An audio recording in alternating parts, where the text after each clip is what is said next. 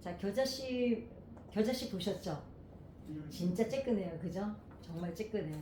작고, 그래 이렇게 작고 볼품 없는 게 어떻게 하나님의 위대한 일을 상상할 수 있을까? 이제 예수님이 왜 이걸 말씀하셨는지, 예수님은 왜 비유를 천국을 말씀하시는데 지금 겨자씨하고 누룩을 말씀하시는 거예요. 자, 그런데 이 두 가지는 그 시대에 유대인들에게는, 자, 겨자씨는 잡초였고 누룩은 뭐였습니까? 부정한 거였죠. 예, 그렇게 여겨지는 것이었습니다. 그런데 그 당시에 그렇게 부정한 걸로 여겨지고 잡초였던 것을 굳이 그 많은 비유 중에 이걸 들어서 이렇게 예수님은 비유를 드셨나? 그렇다면 예수님 왜 천국을 이 사람들이 멸시하는 거거든요. 저 누룩이나 저 가라지는요. 왜 이런 걸 연관을 지으셔서 굳이 비유를 드셨을까? 이 비유는 그럼 우리는 대부분 믿음 얘기할 때도 이제 그러잖아요. 아, 겨자씨 같아도 이제 좀 지나면 아주 크게 새들이 와서 깃들 정도의 믿음이 될 거다, 이제 이렇게도 하고. 그러니까 뭘까요? 그 작은 게 커지는 것 때문에 지금 커지는 걸 가지고 말씀하시는 것도 있지만 그 이면에는 다른 뜻이 있었다는 거죠. 그럼 어떤 뜻이었느냐? 전통적으로 대부분 이거를 비유를 할 때 시작은 미약했지만 나중은 창대하게 된다. 뭐 왜냐면 반죽도 요만하잖아요. 근데 이제 옛날에 우리 어렸을 때는 밀가루 빵 많이 다 잡숴보지 않았어요? 근데 우리 어렸을 때는 저기 이스트하고요 막걸리를 넣었어요. 근데 사실 막걸리 넣어서 해먹던 그 저기 밀가루 빵 맛이요 요즘엔 없어요, 그죠? 요즘에도 무슨 막걸리 빵이라고 저 휴게실 가면 팔기는 파는데 우리 어렸을 때 먹던 그 빵 맛은 아닌 것 같아요. 진짜 아니, 또 생각해 보면 그때 먹을 게 하도 없었기 때문에 그거가 맛있었는지. 근데 그때나 지금이나 밀가루 얘기하니까 침 넘어가. 밀가루는 어찌됐거나 맛있어요, 그죠? 밀가루는 누가 그러더라? 식용유는 운동화를 튀겨도 맛있다고. 그만큼 식용유가 맛있다는 거예요. 그럼 우리가 부침개 같은 거도 사실 식용유 조금 넣으면 맛없어요, 그죠? 그래도 좀 식용유를 잘 넣어서 좀 이렇게 부쳐내야 맛있잖아요. 이 얘기가 있어. 이제 설교하는 분들마다 사실은 여러 가지 알레고리카라는 해석이라 그러는데 여러 가지 해석으로 이제 이거는 많이 사용하는 비유입니다. 그런데 예수님의 비유라는 그 책을 쓴 분이 이런 말을 했어요. 겨자씨 비유는 외부적인 상징, 성장, 눈에 보이는 성장을 얘기하는 거고, 누룩 비유는 내부적으로 성장을 얘기하는 거다 그랬는데, 이 말이나 저 말이나 아무튼 그렇다 치더라도 한 가지 우리가 잊어버리고 지나가는 게 있다는 거죠. 그게 뭐냐면 지금 예수님이 앉혀놓고 얘기를 하는 대상이 누구냐면은 종교인들, 그 다음에 바리새인들, 귀족들, 이런 사람들이 아니죠. 누구예요? 민중들이었어요. 그 당시에 이 민중이라는 거는 제가 늘 이제 뭐 우리가 이제 중간사를 같이 하신 분들은 다 아시지만 너무 가난하고 과부, 고아, 이 1%의 종교인들, 귀족들, 바리새인, 서기관, 율법사들, 사두개인들이 볼 때는 그냥 천민 취급을 했던 사람들이잖아요. 그러니까 예수님이 지금 대상을 누구를 얘기하고 계시냐면은 바리새인이나 사두개인들, 이 사람들은 예수님을 책잡으려고 저기 와서 멀리서 보는 사람들이고, 예수님이 정말 대놓고 말씀을 증거하는 사람들은 누구예요? 청중들이에요. 이 사람들은 지금 너무 삶에 목마르고 사는 게 힘들고 하나님 나라를 기다리는데 오지는 않고, 이런 사람들을 놓고 예수님 말씀하시는데, 그럼 왜 굳이 예수님께서 비유를 겨자씨냐 누룩을 썼는지 이제 아시게 될 겁니다. 겨자씨는 들에 있는 들풀이래요. 그런데 볼품없는 그냥 잡초야, 잡초. 우리나라로 치면 겨자씨가 유대인들한테는 그 잡초를 굳이 자기 정원에다 갖다가 심는 사람은 없다는 거죠. 어떻게 해요? 있어도 뽑아버리겠죠. 제가요, 제 분재를 하자는 나무를 어저께 저녁 때도 갔다 왔거든요. 어제가 무슨 요일이었지? 금요일. 어저께 철야 반주 끝나고 이제 여기서는 분재원까지가 이제 한 12km밖에 안 돼요. 우리 집에서 가려면 40km인데. 그래서 이제 어제 밤에도 갔는데 며칠 전에 가서 제가 풀 다 뽑았거든요. 제가 나무가 많이 키워요, 나무를.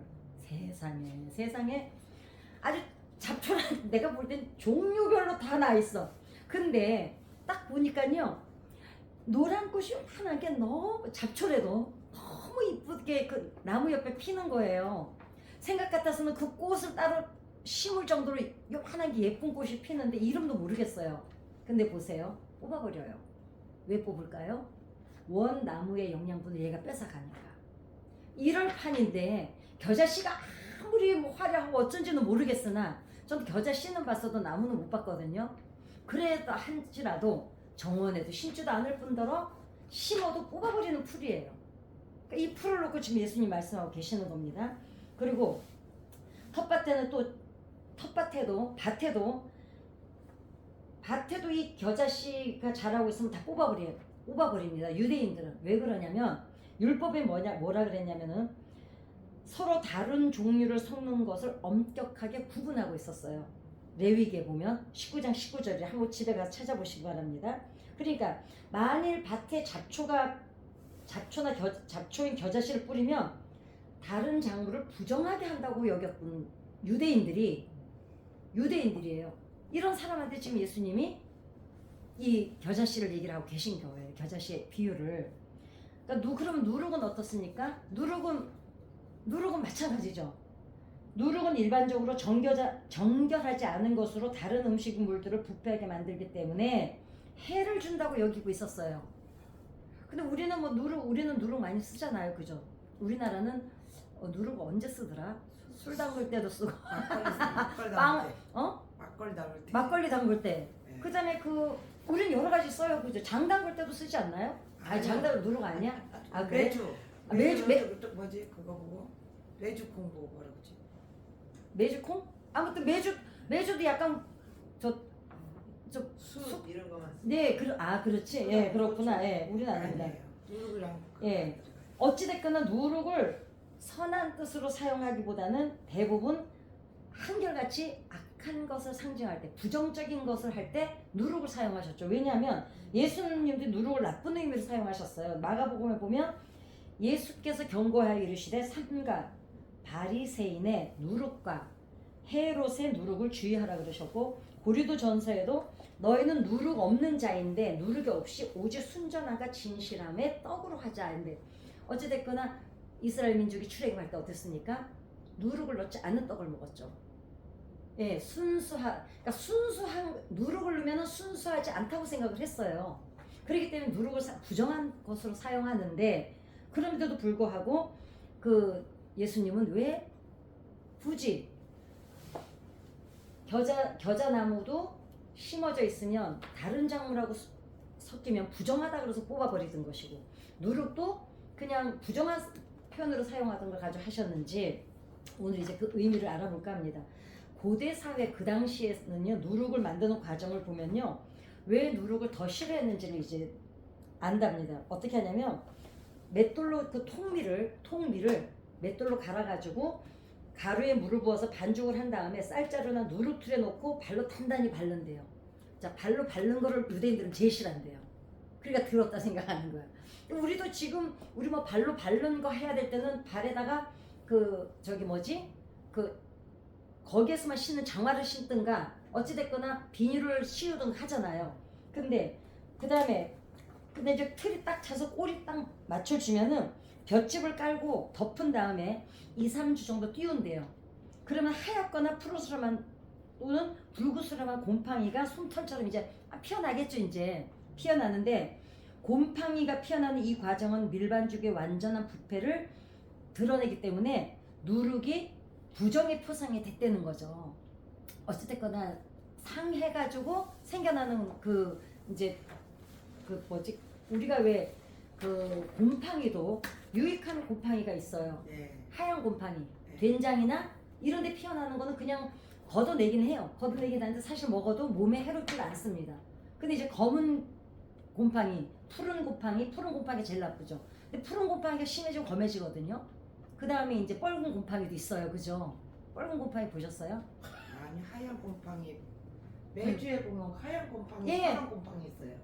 예. 좀- 근데 매주도 펄은 곰팡이 필 때가 예, 있어요. 예, 있어요. 있어요. 있어요. 그럴 때는 그건 다 씻어내죠. 씻어내요. 장 담그기 전에. 네. 근데 하얀 곰팡이는 사실은 몸에 해롭지는 않습니다. 된장 같은 데 보면 하얗게 끼잖아요. 하얗게 끼는 거 우리는 걷어내기도 하는데 옛날에는 아깝다고 안 걷어내는 분들은 사실 괜찮은 거래요. 하얀 곰팡이는. 그래서 누룩만 부패의 표상이 아니라 부풀어 오르는 것도 우리가 삼가하라 그랬죠. 왜냐? 허상. 왜냐면 허세. 뻥 튀기는 거. 그래서 이제 누룩만 나쁘게 얘기를 하지 않고 누룩을 넣어서 부풀어 오르는 것도 이제 사실은 나쁘게 얘기를 했었습니다.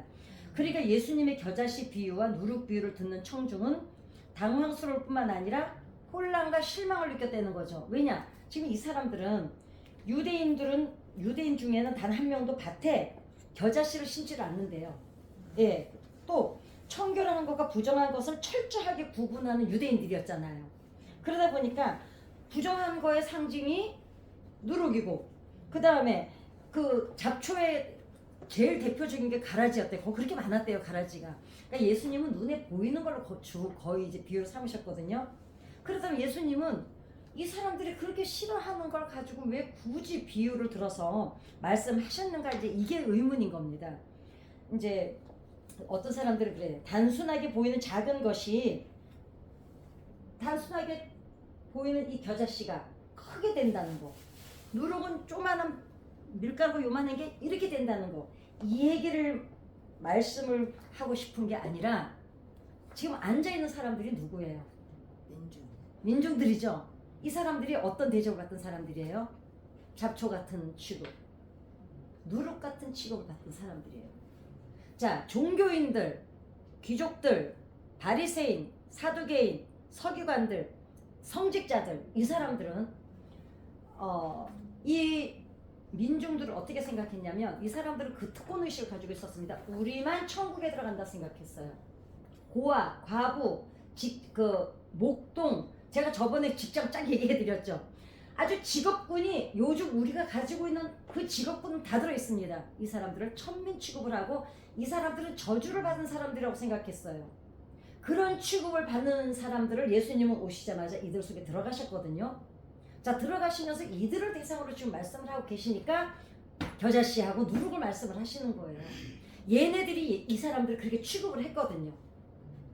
그리고 환자는 저거는 하나님의 저주를 받아서 저렇게 아프기 때문에 저 사람은 몸이 안 건강한 사람도 천국에 못 들어온다 생각했어요. 과부, 고아, 나그네, 그 다음에 그 당시에 노예들은 누구였냐면 농사 짓던 사람, 수장농들이에요. 근데 100을 벌면 60개를 뺏어가요. 그 40개를 가지고 도저히 살 수가 없어요. 하다 빚에 쪼들리다가 결국은 어디로 옵니까? 노예로 전락을 해요. 이 사람들이 지금 여기 앉아 있는 거예요. 근데 이 사람들은 어떻게 이 사람들 생각했어요? 노예가 된 거, 가난한 거, 저주를 받아서. 그러니까 우리는 건강하고 우리는 부자고 잘 사는 거는 우리는 하나님의 축복을 받아서 이렇게 축복을 받은 우리만 천국에 들어간다 생각했기 때문에 이 사람들을 배제를 시켰거든요. 예수님이 여기를 가셔서 지금 이 사람들이 멸시하는 사람들을 누구에 비유했냐면 겨자씨하고 누룩에 비유를 하시는 겁니다. 그러니까 하나님 나라는 부유한 자들, 권력자들에 의해서 세워지는 게 아니라 하나님 나라는 세상에 낮고 천한 자들, 니네가 말하는 낮고 천한 자들, 부정한 자들, 이 사람들로부터 시작될 거라는 걸 지금 예수님이 말씀하고 싶으신 거예요. 그래서 지금 이 비유를 드시는 겁니다.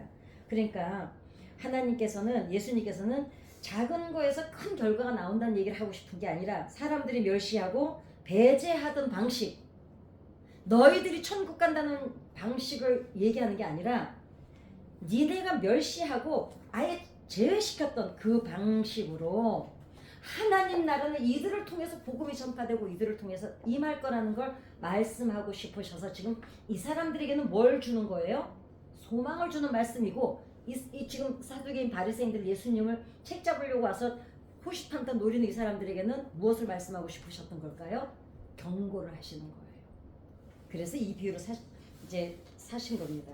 그리고 그러니까 종교인들, 바리새인, 사두개인, 성직자들, 귀족들, 이 사람들 자신들 외에는 다 부정하고 사람 구실을 못한다고 생각하고 멸시하고 천대했잖아요. 그러니까 예수님이 너희들 한번 들어라. 하나님 나라는 그렇게 오는 게 아니다. 이제 그렇게 말씀하시니까. 그래 예수님께서 강조하고 싶은 거는 마지막이 아니에요. 마지막 때의 이 얘기가 아니에요. 시작을 얘기하고 계신 거예요. 자, 지금 내가 와서 니네 앞에서 이 얘기를 하는데 너희들이 내 말을 듣고 이 사람들이 어떻게 될까요? 복음을 듣고 이 사람들이 나갈 거잖아요. 그러니까 이 사람들이 이제 시작을 말씀하고 계신 거예요. 이제 너희부터 시작이다. 어디서부터? 가라지와 무릎 같은 너희 인생부터 시작이다. 가장 낮은 데서부터 하나님 나라는 이루어지기도 하지만 시작도 되는 거라고 이제 그걸 말씀하고 싶으셔서 이 말씀을 하신 것입니다. 그래서 예수님은 이 사람들 어때요? 예수님의 턱 밑에 앉아서 그랬잖아요. 배고프면 떡과 생선으로 먹여주시고 울고 있으면 가서 어깨동무 해주시고 세리집에 찾아 들어가서 주무시고 그러면서 이 사람들이 이들에게 버림받은 이 민중들을 향해서 예수님은 무슨 약속을 하고 계신 걸까요? 이제 너희들을 통해서 내 나라가 이루어질 거다. 이 얘기를 하고 계신 겁니다. 하나님 나라는 여러분과 저를 통해서 이루어지게 될 줄 믿습니다. 아멘. 그러니까 잡초인 겨자씨와 부정한 누룩을 통해 말씀하고자 하시는 것은 사람들이 상상하지 못하던 것들을 통해서 하나님 나라를 이루어 가신다는 말씀인 거예요. 지금 이 사람들 입장에서 이 사람들 입장도 마찬가지예요. 양쪽 다 지금 이렇게 하나님 나라를 이루어 가실 거라는 건 상상을 못해요. 그렇잖아요. 이 사람들한테 하도 가스라이팅을 이 사람들이 당해가지고 이 사람들도 늘 그렇게 생각을 했어요. 우리를 통해서 하나님 나라가 이루어진다는 건 상상조차도 안 했던 거예요. 왜? 늘 그 취급을 받고 살다 보니까 우리는 이러고 살다가 죽는 건 줄 알았어요. 자, 생각해 보세요. 저는 그 고위 공직자들이 청문회 나와서 이렇게 그 청문회에 앉아 있는 걸 볼 때마다 한 가지 느끼는 게 있어요. 그 사람들이 한번 대답하는 거 보세요. 그 예를 들면은 자식 때문에 막 이제 위장 전입 같은 걸 하잖아요. 그 사람들은 그냥 늘 그렇게 살았어요. 그렇기 때문에 들키지만 않았으면 그게 아무렇지도 않은 일이에요. 왜? 우리 정도라면 우리는 다 그렇게 그러니까 그 귀족이라고 생각하는 그 사람들 상위권에 산다는 중산층 이상이라는 사람들은 늘 자기네 삶이 그래요. 그냥 누구한테 갑질하는 거 늘 그렇게 살았기 때문에 부모도 그렇게 사는 걸 보고 배워서 애들도 그렇게 살기 때문에 몰라요. 그렇게 사는 건 줄 알아요. 그러니까 그냥 그게 갑질인지도 모르고 갑질을 하는 거예요. 그리고 무슨 범죄에 대해서 계속 아니다 그러다가 나중에 왜 그거는 제가 잘못 알게 된 것 같습니다. 이럴 때는 왜 그러는 거예요? 그전에는 잘못이라고 생각 안 했는데 이제 이 자리에 올라가야 되는데 따지다 보니까 우리는 이때까지 그렇게 살았는데 얘네들이 그렇게 안 살았대. 그래서 다르대 우리가. 그래서 그때 몰라가지고 그랬습니다. 이러는 거예요. 그게 맞는 거예요. 몰랐던 거예요. 예를 들면 늘 차문을 열어주는 차를 타고 살던 사람은요 자기 손으로 차문을 안 여는 게 당연한 줄 알고 사는 거예요. 그렇죠? 아니 우리 수준에서도 우리가 늘 안 하던 거를 또 어느 우리보다 조금 더 가난한 사람들이 사는 데 가서 저런 걸 어떻게 먹지 이러는데 어떤 집도 먹잖아요. 우리는 그냥 버리는 음식도. 이게 그런 거예요. 계층이 여기서 이렇게 나눠져서 있었던 겁니다. 그래서 예수님 당시 유대인도 그렇고 헬라인도 그렇고요. 십자가의 도를 무시하고 외면했던 이유는 바로 이와 같은 생각 때문이었어요. 자, 십자가의 도는 뭐였습니까? 로마에서 가장 흉악범들, 그러니까 흉악범이 아니라 로마가 생각하는 흉악범들.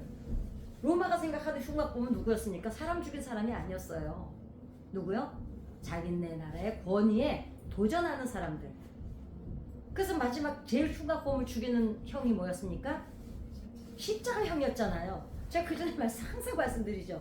세 가지가 제일 제일 처참한 거였는데 하나는 죽은 사람을 산 사람을 눕혀놓고 송장을 위에다 덮어요. 이렇게 딱 맞춰. 다 묶어요. 그냥 내버려 둬요. 그럼 송장이 썩어서 눈에서 눈으로 썩은 물 들어가고 코로 들어가고 입으로 들어가서 썩어서 죽게 만드는 거. 이거 얼마나 끔찍해요. 이것도 그렇게 그래도 십자가보다는 형이 낮았던 거예요. 그 다음에 또 더 심한 게 뭐였습니까? 사람을 홀랑 벗겨요. 그래가지고 동물의 가죽을 다 벗겨가지고 칙칙칙칙 몸을 아주 미이라처럼 감습니다. 그래가지고 사막에 던져놔요. 그러면서 그 껍데기가 말라 들어가면서 어떻게 해요? 살을 파고 들어가죠. 동물 껍질이 칭칭 감아놨으니까 끊어지진 않아요. 그래서 죽여요. 그것도 끔찍한데 그것도 최고형이 아니었습니다. 십자가형이 가장 최고형이었잖아요. 그러니까 유대인도 그렇고 헬라인도 그렇고 십자가 예수님이 십자가에 못 박혀 죽는다는 얘기를 할 때 막 안 된다고 했던 게 그래서 그랬던 거예요. 무슨 소리야 하나님이. 그들이 생각하기에 십자가의 복음은 말이 안 된다고 생각했죠. 왜? 그렇게 흉악한 그 십자가를 예수님이 당해야 될 이유가 없다고 생각한 겁니다. 왜? 유대인들은 십자가는 뭐였습니까? 저주였죠. 마지막 로마에 대항해서 싸우다가 이 사람 유대인들 입장에서는 대항해서 싸우는 게 뭐였어요? 혁명이었잖아요. 로마에서는 뭐였습니까? 대항이었잖아요. 그러니까 유대인한테는 최고의 저주의 상징이 십자가였고 로마인이나 헬라인들에게는 최고로 악한 범죄자가 받는 벌의 상징이었기 때문에 그래요. 예수님이 십자가 얘기할 때 펄펄 뛰죠. 성경은 그들이 눈이 멀어서 볼 것을 보지 못했다고 했죠. 빛이 세상에 왔지만 선입견에, 어떤 선입견이에요? 십자가는 최고형, 악한 자, 최고의 저주의 형벌. 그러니까 사람들은 예수님을 못 보죠. 예수님의 의도도 알 수가 없죠. 왜?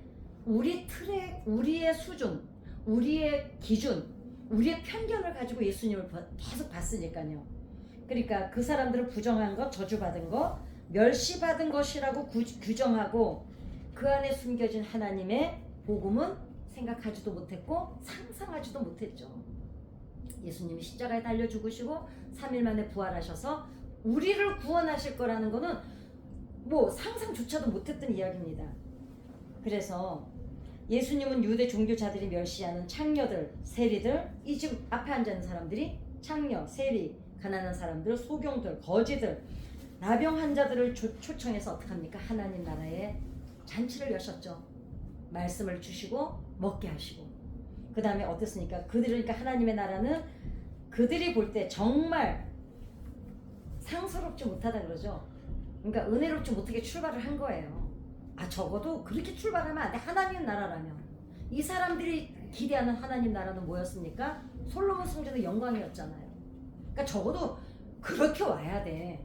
그런데 예수님이 구유에 태어나셔서 가장 초라하게 오셔서 그냥 저 요단강에서 세례 받으시고 그리고는 그냥 어디로 가요? 예루살렘 성전도 안 가시잖아요. 그냥 민중 속으로 들어가시잖아요. 그리고 뭐라 그러세요? 회개하라 천국이 가까웠는데 천국을 말씀하시는데 이 사람들이 상상하고 기다리던 천국이 아니었던 거예요. 그러니까 그러다 결국 겨자씨와 누룩은 단순한 성장을 의미하는 게 아니라 우리가 전혀 기대하지 못한 방식으로 하나님께서 역사하심을 말하는 겁니다. 우리가 문제 놓고 기도할 때 어떻습니까? 하나님이 우리가 문제를 놓고 기도할 때 물질 문제를 놓으면 이거를 이제 하나님이 어떻게 이렇게 해주시면 좋겠다라든가 이렇게 하시겠다라든가 하고 기도할 때 있지 않으세요? 그런데 나중에 응답받고 돌아서서 보면 어때요? 아유 이런 방법이 있으셨네. 전혀 우리가 상상조차도 안 하고 기대조차도 안 하는 곳에서 정말 엉뚱한 데서 하나님은 어떤 때는 되게 유머가 풍부하세요. 하나님이. 저는 제 간증을 이제 하나 해드린다면 정말 저도 그랬어요. 제가 마지막으로 신학교를 가기 전에 이제 재산을 정리해서 해외 이제 교회를 지었잖아요. 짓고 우리 교회 성전 건축 다 드리고 이제 신학교를 갔는데 아무튼 제가 거의 5, 6년 동안 1번 제목이 뭐였냐면 물질이었어요. 기도 제목 1번이. 해마다 옮겨 적을 때마다 1번이 물질이야. 그렇게 가는데 그리고 이제 나머지 기도 제목들이 쭉 있었는데 콘서트도 사실은 저걸 10개를 채우려고 보니까 뭐 쓸 게 없는 거예요. 그래서 나도 그냥 막판에 콘서트는 한번 해볼까? 콘서트에 재미로 치고는 넣을 게 없어서 넣은 거예요. 그랬는데요. 그런데 그 10가지 제 기도 제목 중에 남자는 없었어요. 왜냐면 제가 제 그 전 남편이 너무너무 제 인생을 너무 뒤흔들어 놨기 때문에 남자라면 아주 진절머리를 냈어요. 그 오죽하면 제가 뉴스 외에는 드라마도 안 봤어요. 왜냐하면 이렇게 드라마 같은 데 여자 남자 마주 앉으면 그것도 역겨워서 보기가 싫어가지고요. 그러니까 어느 정도로 제가 그 강박증을 심했냐면 솔직히 말하면 교회를 왔는데 부부가 이렇게 나란히 앉아있어도 딱 보기 싫었어요. 아주 남자라면 아주 그냥 그러니까 치가 떨린다는 말이 맞아. 그 누가 나한테 남자 얘기만 하면 아주 그냥 분노가 막 일어나는 거예요. 내 앞에서 그러니까 오죽하면 우리 당회장님 그랬어요. 조윤숙 집사 앞에서는 남자 얘기 하지 말라고. 왜냐면 혼자 사니까 자꾸 왜 그 인물을 혼자 사람들이 흔히 하는 말. 아니 그 인물을 왜 혼자 살아? 아유 왜 저렇게 이쁜 사람을 그냥도 완전 이렇게 왜 이제 격려해 주느라고. 근데 저는 그 소리를 들으면 정말로 구역질이 날 정도로 아주 그냥 남자라면 막 분노로 쌓여 있었거든요. 그리고 기도를 10가지를 하고 있었잖아요. 그런데 하나님께서 어떻게 역사를 하시냐면요. 우리 서방을 하나 던져주셔요. 그 기도 제목에도 없고 그 일을 가는 남자를 하나 보내주셔가지고 이 10가지를 해결을 다 하시는 거예요. 콘서트까지. 그래서 그때 제가 사실 근데 대신 우리 그 집사가 고생을 많이 했죠. 마음고생을. 왜냐면 제가 하도 지랄을 하시니까 막 말만 걸어도 막 짜증내고 화내고 막 정말 제가 볼 때는 참 저 사람은 우리 시엄마가 워낙 믿음이 깊은 분이에요. 자식들을 다 주의 종으로 정말 뭐 다 선교사로 주의 종으로 정말 다 보내드리고 어찌됐거나 그랬는데 저 사람이 워낙에 그 강직한 믿음을 가진 엄마 밑에서 신앙훈련을 받은 사람이라 나를 감당하지. 안 그러면은 나 같아도 나를 감당 못할 텐데. 왜냐면 제 동생도 저를 싫어하거든요. 예, 제가 그렇게 까다롭고 결벽증 심하고 강박증 심하고 성질 더럽고 아무튼 뭐든지 짚고 넘어가고 그리고 뭐 하나 있으면 끝까지 물고 늘어지고 뒤끝 길고 아무튼 감당이 안 되는 성격인데 저 사람이 저를 완전히 바꿔놓는 거예요. 그러니까 제가 이게 말씀을 왜 드리냐면 그때 제가 깨달았어요. 나는 이 문제를 놓고 기도할 때 이 문제는 이렇게 해결되면 좋겠고 그 9가지에 대한 제 나름대로 계획이 다 있었거든요. 이거는 이렇게 됐으면 좋겠다 하던 게 전혀 제 상상과 제 계획과 제 바람과 기대와는 전혀 다른 하나님의 방식으로 결국은 키다리 아저씨 하나를 보내줘가지고 완전히 다 해결하시는 거예요. 그리고 지금도 저는 뭐 그렇게 막 남자가 우리 남편 없으면 못 살겠다 이런 건 솔직히 이 사람이 이 영상 보면 서운하겠지만 그럼 자기도 알아요. 제가 남자한테 얼마나 쌀쌀맞고 못돼 먹은지. 그렇지만은 신뢰하죠. 믿죠. 저 사람이라면 적어도 하나님의 사람이라는 게 너무 아주 그냥 너무 신실한 사람이니까 제가 존경을 하죠. 하나님께서는 어떻습니까? 우리가 생각하고 상상하는 걸 기대하지 않았던 전혀 다른 방식으로 하나님 나라가 임할 뿐만 아니라 우리 인생의 문제에도 개입하신다는 것을 알 수가 있습니다. 그러나 듣는 이 청중들은 어땠을까요? 실망했죠. 왜냐면 지금 예수님이 말씀하시는 의도를 파악을 못하는 거예요. 예수님은 너희들을 통해서 내가 하나님 나라를 이루어 갈 거야. 지금 이거를 용기를 주고 힘을 주고 너희들이 얼마나 소중한지 몰라 이거를 얘기하시는데 이 사람들은 뭐예요? 누룩은 율법에서 부정하다 그러고 겨자씨도 이거는 다 뽑아버리는 거고 그러니까 취급을 안 하는 건데 왜 저걸 가지고 우리한테 지금 말씀을 하시는 건지 그랬습니다. 그러니까 예수님은 뭐예요? 얘들아 하나님 나라는 거창하게 어떤 거창한 막 발대식을 하고 빵빠레를 울리고 이거 뭐지 그 끊는 거 뭐 가위를 끊고 이러고 시작하는 게 아니야. 너희들 한 사람 한 사람 마음속에 이제 예수님이 스며들어가기를 원하셨던 거예요. 하나님의 사랑은요 아무리 만입이 내게 있어도 하나님의 사랑은 다 말할 수가 없습니다. 저는 하늘을 두루마리 삼고 바다를 먹물 삼아도 하나님의 사랑을 다 기록할 수 없다는 게 아니 이 찬송가를 지으셨던 그때 그분은 참 오바하셨다. 처음에 제가 그렇게 생각했어요. 아니 앵간해야지. 아니 저 하늘이 얼마나 넓은데 아니 바닷물을 어떻게 먹물 삼아도 다 기록할 수 없다고 앵간해야지. 그런데 하나님이 어떻게 우리를 사랑하셨는지를 쭉 중간계로 공부하면서 배우고 나니까 이러셨구나. 많이 빈에게 있어도 그분을 다 말할 수가 없는 거예요. 여러분, 우리가 오해하지 말아야 되는 거는 하나님께서 우리를 어느 정도로 사랑하셨다고 하나님, 자, 한번 생각을 해볼까요? 하나님은 하나님 자신이 더 중요하실까요? 우리가 더 중요할까요? 응? 아니 크게 얘기해 보세요. 우리를 중요하시. 맞아요. 자식 키워보셨죠? 자식이 더 중요해요? 내가 더 중요해요? 봐요. 인간인 우리도 하나님의 가슴을 우리는 뭐 억만 분의 1도 가질 수 없는 우리도 자식 새끼를 낳고 나면 나보다 새끼가 더 중요해요. 대신 죽어줄 수가 없어. 그렇지 엄마들은 죽어줄 수도 있습니다. 아버지들은 좀 달라요.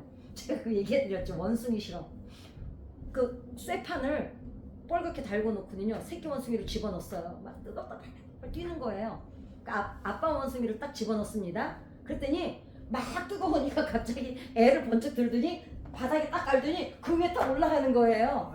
아빠 원숭이는. 그래서 이제 그 아빠 시험은 끝냈어요.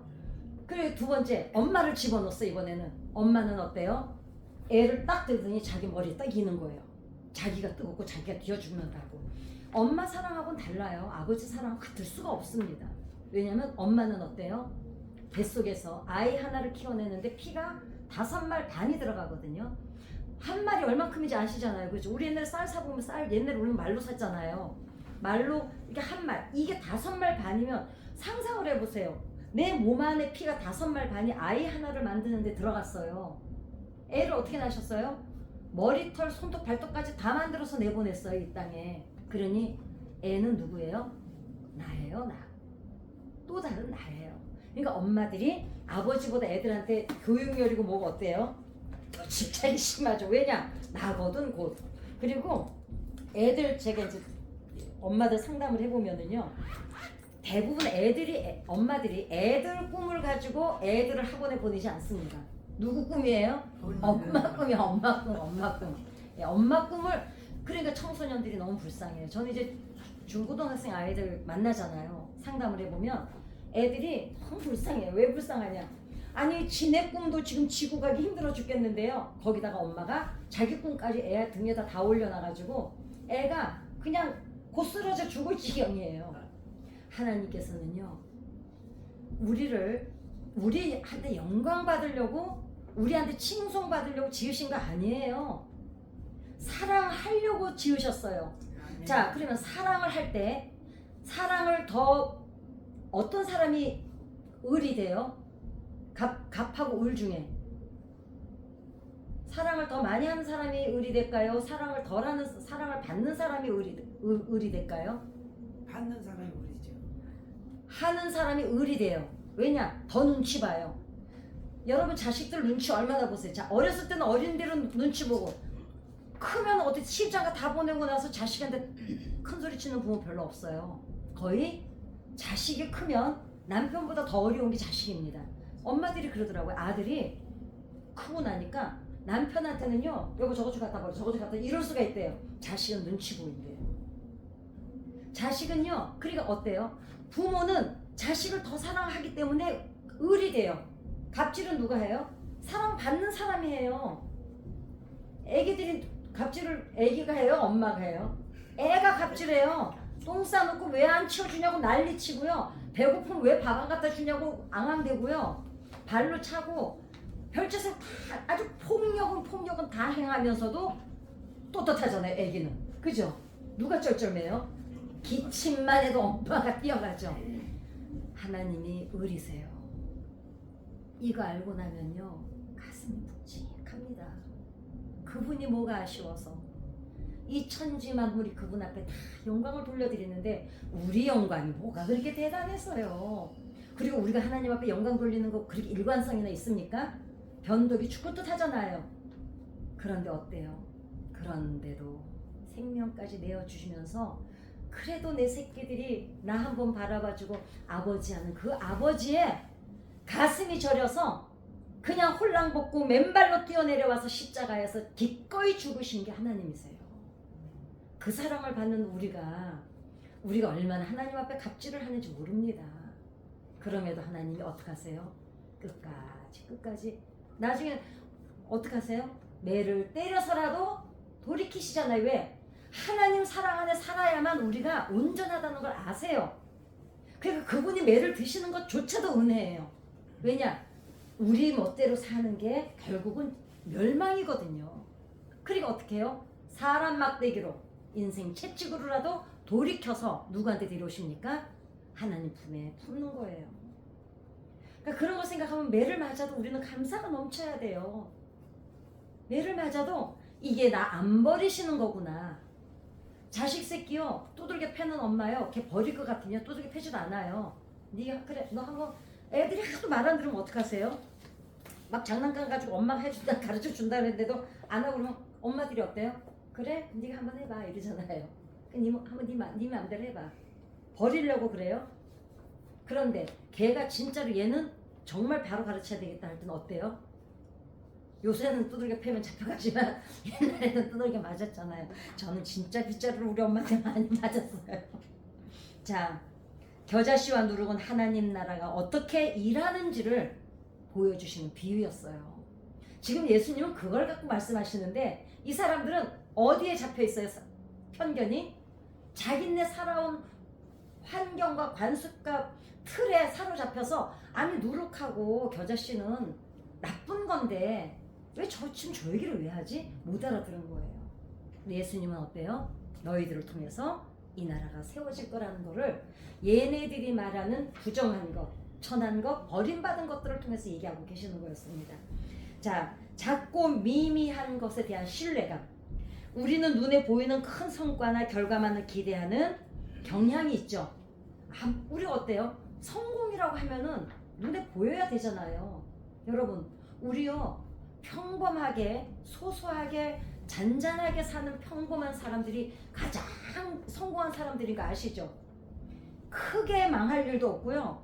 크게 그렇다고 뭐 상처받을 일도 없어요. 그죠? 우리 일상 속에 뭐 크게 그런 거 있나요?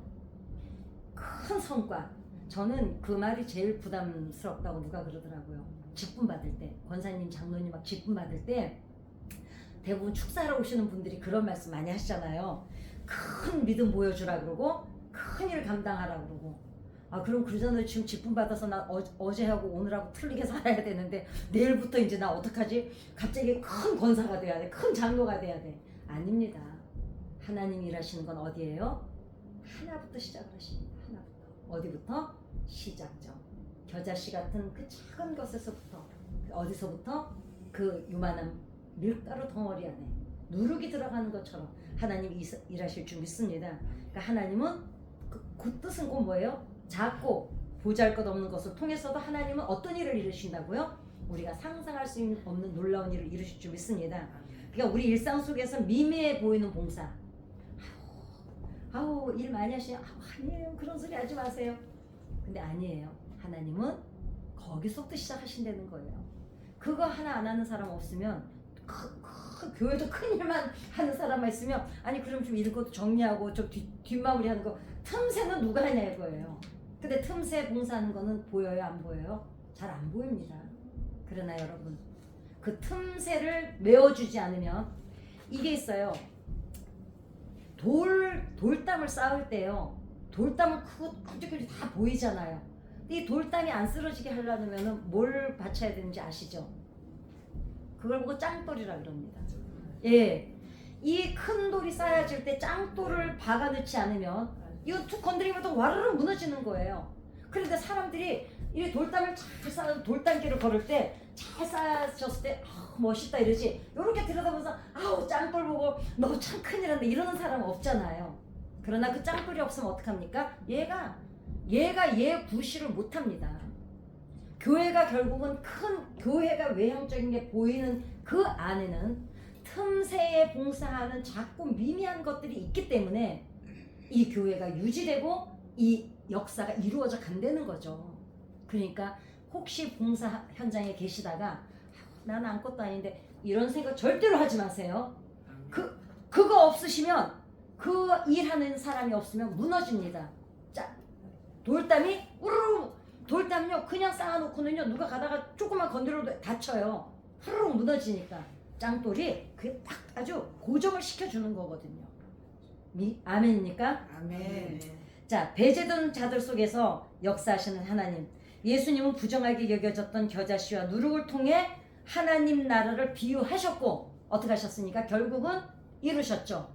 누구를 통해서? 천민이라고 천대받던 사람들. 초대교회 사람들은 다 노예고 창녀 출신이고 거지 출신이고 그 다음에 뭐예요? 나그네, 고아, 과부 이 사람들 출신이었어요. 사도 바울에게서 설교 듣다가 3층에서 떨어진 그 청년은 노예였습니다. 하나님은 예수님은 결국은 그분의 뜻을 이 사람들이 듣는 사람도 못 알아들었고 쓰시겠다고 쓰임받는 사람들도 못 알아들었고 1%라고 자부하던 이 사람들도 못 알아들었지만 하나님은 어떻게 하셨어요? 결국은 그들을 통해서 일하셨음을 믿습니다. 우리가 그러니까 이 얘기를 마무리 지면서 우리도 이 세상에 무가치하게 여겨지는 사람들, 배제된 사람들 어떤 경우든 하나님께서는 그들 속에서 역사하실 수 있음을 믿습니다. 현대사회에서 소외된 이웃이나 약자들을 바라보는 우리의 시각이 바뀌어야 되겠죠. 저는 전도를 이제 해보다니까 그래요. 좀 솔직히 말하면 좀 슬픈 일입니다. 왜냐하면 좀 막 큰 회사나 다니고 아니 큰 회사 사장님이나 예를 들면 좀 영향력이 눈으로 보이는 가시적인 영향력을 끼치는 사람들이 교회를 나왔을 때 그때 또 환영하는 거 하고 대하는 거 하고 그냥 뭐 우리 옆집 아줌마 하나 데리고 온 거 하고 사실 솔직히 말하면 다릅니다. 전도자는 안 달라요. 그런데 어찌됐거나 이제 좀 그럴 때 개인적으로는 좀 씁쓸했어요. 그러나 그 한 사람 저 같은 경우에도 저를 전도한 사람이 창식이 엄마거든요. 그 창식이 엄마가 저를 전도했을 때 사람들이 제가 그 강남 성전에서 정말 그 에스더 선교회 그 에스더 선교 몇백 명씩 1년에 전도할 줄 누가 알았겠습니까?